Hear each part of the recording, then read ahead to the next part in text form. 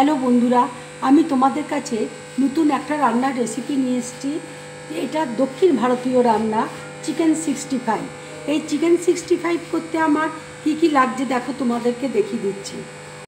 এখানে দেখো, boneless chicken রয়েছে 300 গ্রাম, রসুন কুচি আছে, কারি পাতা আছে, ভিনিগার আছে, গোলমরিচ গুঁড়ো আছে, কাঁচা লঙ্কা কুচি আছে, টক দই রয়েছে। এখানে দেখো লাল লঙ্কার গুঁড়ো আছে, গরম মশলা রয়েছে, আর এখানে লেবুর রস রয়েছে, আদা রসুন বাটা রয়েছে, একটা ডিম রয়েছে, হলুদ আছে, ধনে গুঁড়ো আছে, এখানে কর্নফ্লাওয়ার রয়েছে, এখানে 1 চামচ ময়দা আর 1 চামচ কর্নফ্লাওয়ার রয়েছে।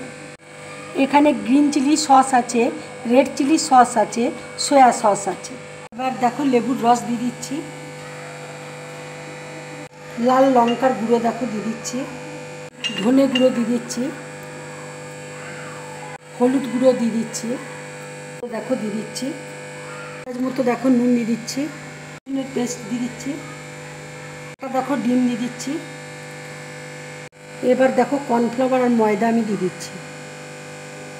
এবার দেখো সব আমি একসাথে মাখিয়ে নেব। সয়া সস দিয়ে দিচ্ছি, এবার রেড চিলি সস দিয়ে দিচ্ছি, এবার দেখো গ্রিন চিলি সস দিয়ে দিচ্ছি। দেখো সব একসাথে আমি মেখে নিচ্ছি। দেখো আমি ম্যারিনেট করে নিয়েছি, এটা 15 থেকে 20 মিনিটের জন্য ঢাকা দিয়ে রেখে দেবো। দেখো আমি সস তৈরি করব। এবার আমি এখানে টক দই দিয়ে দিচ্ছি, 1 চামচ সয়া সস দিয়ে দিচ্ছি, 1 চামচ দেখো রেড চিলি সস দিয়ে দিচ্ছি, 1 চামচ গ্রিন চিলি সস দিয়ে দিচ্ছি, গোলমরিচ গুঁড়ো দিয়ে দিচ্ছি,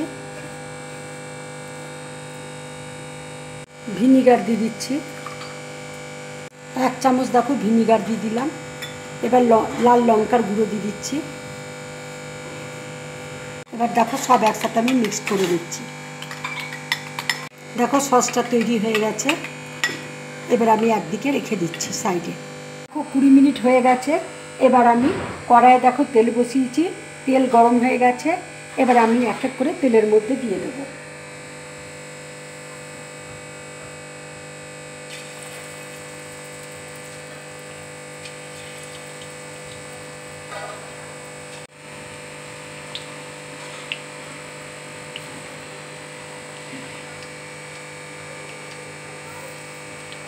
দেখো চিকেনটা ভাজা হয়ে গেছে।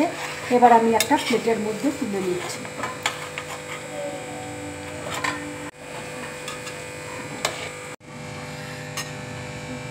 চিকেনগুলো দেখো সব ভাজা হয়ে গেছে। এবার দেখো কড়াইয়ে আমি তেল দিয়েছি, তেল গরম হয়ে গেছে। এবার আমি কারি পাতা দিয়ে দিচ্ছি।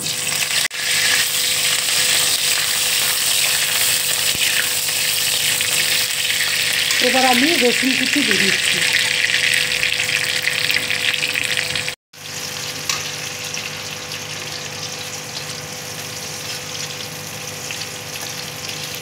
এবার আমি কাঁচা লঙ্কা কুচি দিয়ে দিচ্ছি।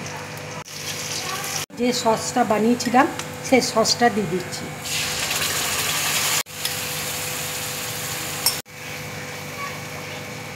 আমি অল্প করে নুন দিচ্ছি। সয়া সসের মধ্যে নুন থাকে, সেই জন্য আমি অল্প করে নুন দিলাম। আর দেখো চিকেনটা দিয়ে দিচ্ছি।